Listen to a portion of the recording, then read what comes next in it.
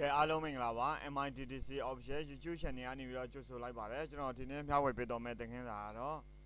ကျွန်တော်တို့ရဲ့ကွန်ပျူတာဘာသာရပ်တွေကိုကျွမ်းကျင်နေပြီဆိုရင် online မှာ certificate course လေးတွေကိုဖြည့်လို့ရတယ်ဆိုတဲ့အကြောင်းအရာလေးပဲဖြစ်ပါတယ်ဒီဗီဒီယိုသင်ခန်းစာဖိုင်ကိုမစတင်ခင်မှာကျွန်တော်တို့ရဲ့ YouTube channel ကို subscribe မလုပ်ရသေးဘူးဆိုရင် subscribe လေးလုပ်ထားပေးဖို့တောင်းဆိုပါတယ်ကဲဒါဆိုရင်တော့အရင်ဆုံးကျွန်တော်ပေးထားတဲ့ link ကနေဝင်လိုက်မှာပေါ့နော်ကျွန်တော်ပေးထားတဲ့ link ကနေဝင်လိုက်တဲ့အခါမှာကြတော့ဒီ website ထဲကိုရောက်တော့မယ်ဒီ website ထဲကိုရောက်တော့တဲ့အခါမှာကြတော့ကျွန်တော်တို့ကဒီ free signer ဆိုတာရှိပါတယ်နော် free sign up ပေါ့နော် sign up အရင်လုပ်ပေးရပါတယ် free sign up ကိုတစ်ချက်နှိပ်ပါမယ်နော် free sign up ကိုနှိပ်လိုက်တာနဲ့ကျွန်တော်တို့ကဒီမှာ full-name ထည့်မယ်full-name ထည့်မယ်ပြီးရင်မှာ email ထည့်မယ် password ထည့်မယ် I agree ပြီးတော့ဒီကောင်လေးနှိပ်မယ်နှိပ်ပြီးတော့ sign up လုပ်လိုက်မယ်ကျွန်တော်တို့မှာsign up လုပ်ပြီးသားရှိတာမို့လို့ပေါ့နော်ကျွန်တော်တို့ကဒီ login ကိုပဲနှိပ်တော့ပေးမှာဖြစ်ပါတယ်တကယ်လို့တစ်ခါမှ sign up မလုပ်ရသေးတဲ့လူကတော့ဒီ sign up အရင်လုပ်မယ်ပြီးမှပဲ login ဝင်ပေါ့နော်ကျွန်တော်ကတော့ login ဝင်လိုက်မယ် login ဝင်တဲ့အခါမှာကျွန်တော်မှာရှိနေတဲ့ account ပေါ့နော်ကျွန်တော်မှာ automatic account ထည့်ထားတာမို့လို့သူကိုlogin နဲ့ပဲဝင်လိုက်ပါမယ်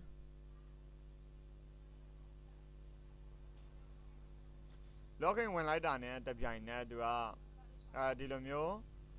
ဒီ website ထဲကိုရောက်တော့မှာပေါ့နော်ဒီ website ထဲကိုရောက်တော့တဲ့အခါမှာကျွန်တော်တို့ကနေပြီးတော့ကျွန်တော်ကနေပြီးတော့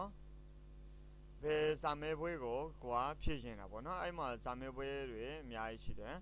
certificate course လေးတွေလည်းအများကြီးရှိတယ်တချို့ course တွေကြတော့ဒီဟိုနဲ့ဝယ်ယူပြီးတော့အသုံးပြုရတာပေါ့နော်ဒေါ်လာနဲ့ဝယ်ယူပြီးတော့ကျွန်တော်ရဲ့စာမေးပွဲဖြည့်လို့ရတယ်ဒါပေမဲ့ကျွန်တော်ရဲ့ video description link မှာကျွန်တော်က free ပေါ့နော် free ကျွန်တော်ဖြည့်မဲ့စာမေးပွဲပေါ့နော်အဲ့ဒီစာမေးပွဲရဲ့link ကိုလည်းကျွန်တော်ထည့်ပေးတော့မှာဖြစ်ပါတယ်ဒီ link ကနေပြီးတော့တစ်ခါတည်းဝင်လိုက်ပေါ့နော်ဒီ link ကနေပြီးတော့တစ်ခါတည်းဝင်လိုက်တဲ့အခါမှာတစ်ခါတည်းကျွန်တော်ကစာမေးပွဲဖြည့်မဲ့နေရာလေးကိုရောက်တော့မှာဖြစ်ပါတယ်เนาะဒီနေရာလေးကိုရောက်တော့မယ်ဒါမှကျွန်တော်တို့ကဘာလုပ်ထားမလဲဆိုတော့ sign in ဝင်ထားမှာပေါ့เนาะပြီးမှပဲဒီဘက်မှာဆိုရင် enroll now ဆိုတာပေါ်မယ်เนาะဒီ link ကနေတခါတည်းဝင်တော့လိုက်လို့ရှိရင် enroll now ဆိုတာပေါ်မယ်အဲ့ဒီ enroll now ကိုတခါနှိပ်လိုက်ပေါ့เนาะအဲ့ဒီ enroll now ကိုတစ်ချက်နှိပ်လိုက်တာနဲ့ကျွန်တော်တို့ကနေပြီးတော့ဒီလိုမျိုးတစ်ခုထပ်ပေါ်လာမယ်เนาะဒီလိုမျိုးထပ်ပေါ်လာတဲ့အခါမှာကျွန်တော်တို့ကသူ့ကို rating ပေးရတာပေါ့เนาะrating ကိုကြိုက်လားမကြိုက်ဘူးလားလုံးဝမကြိုက်ဘူးဘာကြောင့်လဲပေါ့နော်ကျွန်တော်ကြိုက်တယ်ဆိုရင်ဒီဒါလေးကိုတစ်ချက်နှိပ်လိုက်မယ် very satisfied save rating လို့လုပ်မယ် save rating လုပ်မယ်ဒီလိုမျိုးပေါ်လာတယ်ဆိုရင်တော့ကျွန်တော်တို့က not now လုပ်ထားပေးမှာပေါ့နော် not now လုပ်ထားပြီးတော့ဒီမှာကျွန်တော်တို့ရယ် should we follow up to make sure you are satisfied with your order ဆိုတဲ့နေရာမှာ yes ကိုပေးမယ်ပြီးရင် my dashboard ကိုတော့မယ်my dashboard ကိုရောက်တော့တဲ့အခါမှာပေါ့နော် my dashboard ကိုရောက်တော့တဲ့အခါမှာကျွန်တော်တို့ကဒီမှာအရင်ဒါကျွန်တော်ဖြည့်ထားတဲ့ course တွေပေါ့နော်အရင်ကျွန်တော်ဇာမေးဝေးဖြည့်ထားတဲ့ course တွေဖြစ်ပါတယ်ဒီမှာဆိုရင်အခုတခုဖြည့်ပြမှာကြတော့ learn Adobe Illustrator course from scratch ဆိုတဲ့ဟာလေးပေါ့နော်စတင်ပြီးတော့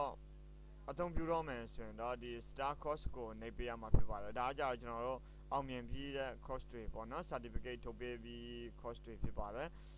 ဒီမှာ completed ဒါဆိုပြီးတော့တဲ့ဟာလေးတွေပေါ့နော်ကျွန်တော်ဒီမှာ star course ကိုတစ်ချက်နှိပ်လိုက်မယ်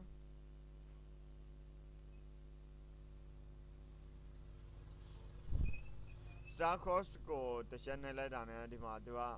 တခါတည်းဟိုဒီစာမေးပွဲဖြည့်တဲ့နေရာလေးကိုတခါတန်းရောက်တော့မှာပေါ့နော်အဲ့မှာမေးခွန်းလေးတွေရှိတယ်အဲ့ဒီမေးခွန်းလေးတွေကိုကျွန်တော်တို့ဖြည့်ပြီးမှဒီကောင်လေးပြီးတဲ့အထိကိုလေးစောင့်ပေးရမယ်နော်ဒီမှာ30ခွန်36 34ဒါ20အထိရောက်တဲ့အထိကိုကျွန်တော်တို့စောင့်ပေးရမှာဖြစ်ပါတယ်ဒီနေရာလေးကိုကြည့်တော့ပါနော်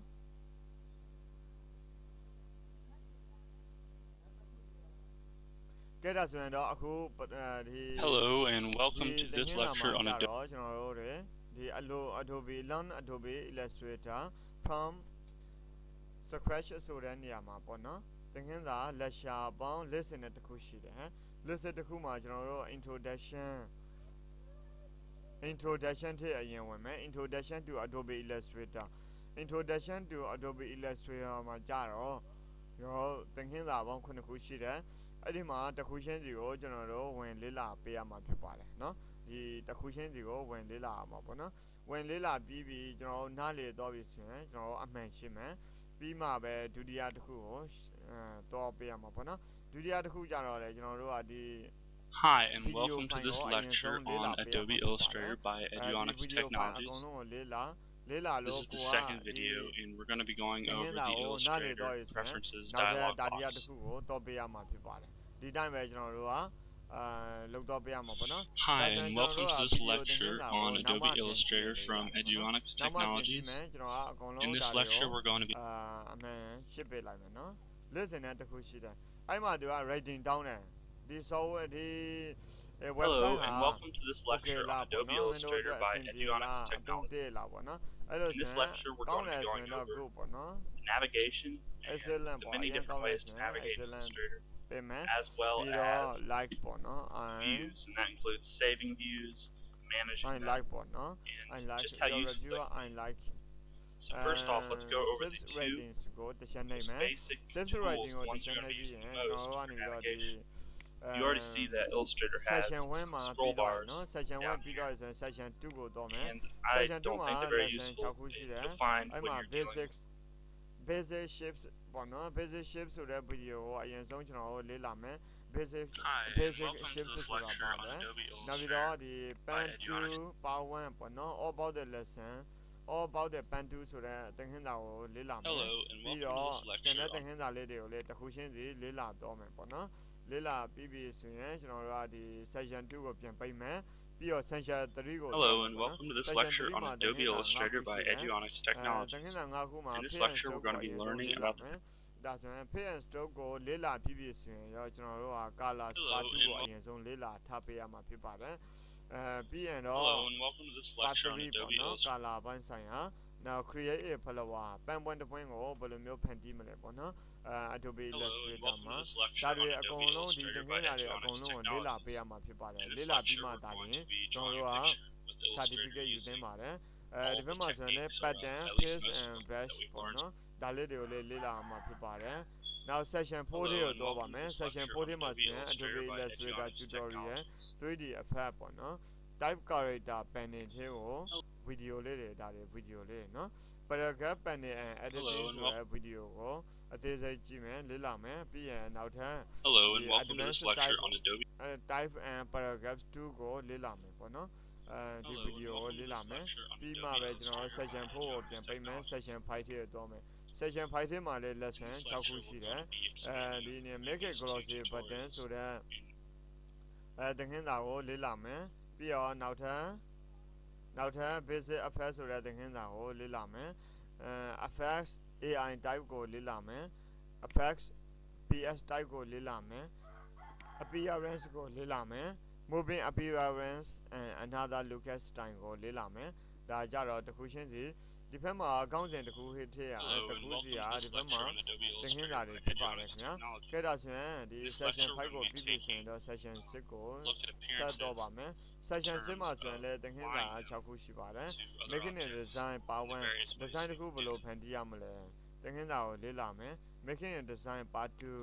design တစ်ခုဘယ်လိုဖန်တီးရမလဲ part 2ကိုလေ့လာပါမယ်setting up for perspective drawing ကိုလေ့လာပါမယ်using the perspective grid ကိုလေ့လာပါမယ် making a CD in perspective ဒါလေးတွေအကုန်လုံးအမှန်ရှင်းပြသွားမှာဖြစ်ပါတယ်ပြီးရင်တော့ကျွန်တော်တို့ကဒီ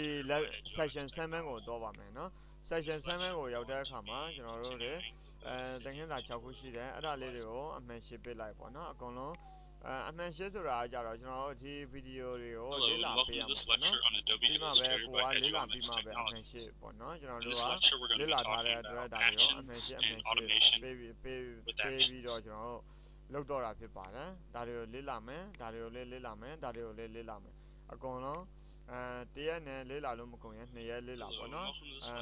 2ရက်နဲ့လေးလာလို့မကုန်ရင်တစ်ပတ်10ရက်တစ်လဆိုပြီးတော့လေးလာမှာဖြစ်ပါတယ်ကိုဒီ Adobe Illustrator ကိုအသုံးပြုနိုင်လာတဲ့အထိကိုလေးလာမှာဖြစ်ပါတယ်ဒါဆိုရင် section 7ကလေးလာပြီးတော့ဆိုတော့ section 8ကိုတော့ပါမယ် section 8မှာ lesson တစ်ခုရှိပါတယ် lesson တစ်ခုရှိတယ်ပေါ့နော် Hello and welcome to this, the summary on Adobe Illustrator by Eduonics Technologies. I'm just doing some stuff in the background. The browser paper about down the refresh logo the shed navia refresh logo the shed navima dalian to at the car tabido the ma some kind of one 40 say 40 20 ကိုစက္ကန့်20ပေါ့နော်စက္ကန့်20တီကိုကျွန်တော်တို့ကရောက်တဲ့အထိစောင့်ပေးရမှာဖြစ်ပါတယ်စက္ကန့်20အထိရောက်လို့ရှိရင်ကျွန်တော်တို့က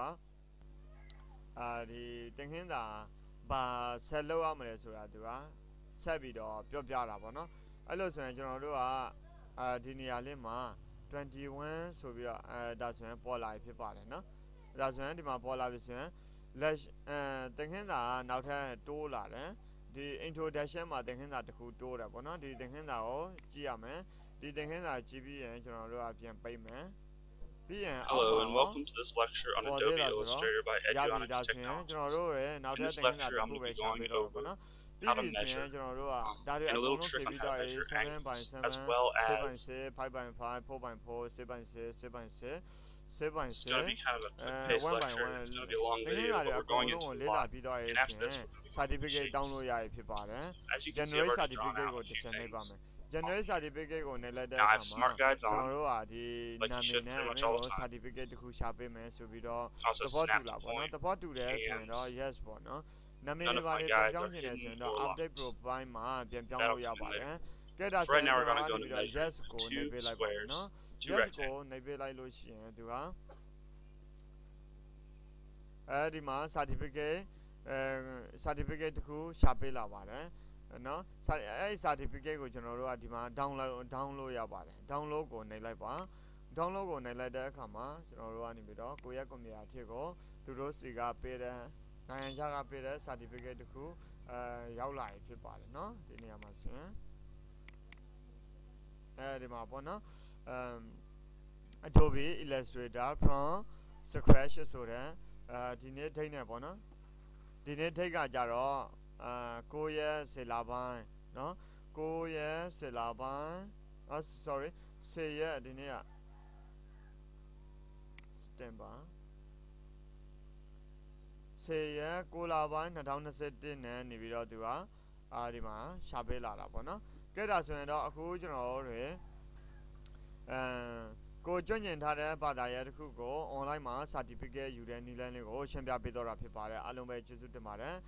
ဒီဗီဒီယိုသင်ခန်းစာဖိုင်ကိုကြိုက်နှစ်သက်လိမ့်မယ်လို့လည်းယူဆပါတယ်ကဲရွေးအကျိုးတက်ဆုံးတစ်ခုရှိခဲ့မယ်ဆိုရင်လည်းတခြားသင်ငယ်ချင်းတွေအတွက် like and share လေးဖြင့်အားပေးခဲ့ပါဦးเนาะအားလုံးပဲကျေးဇူးတင်ပါတယ်နောက်ဘက်မှာပြန်လည်ဆုံတွေ့ကြပါမယ်ခင်ဗျာ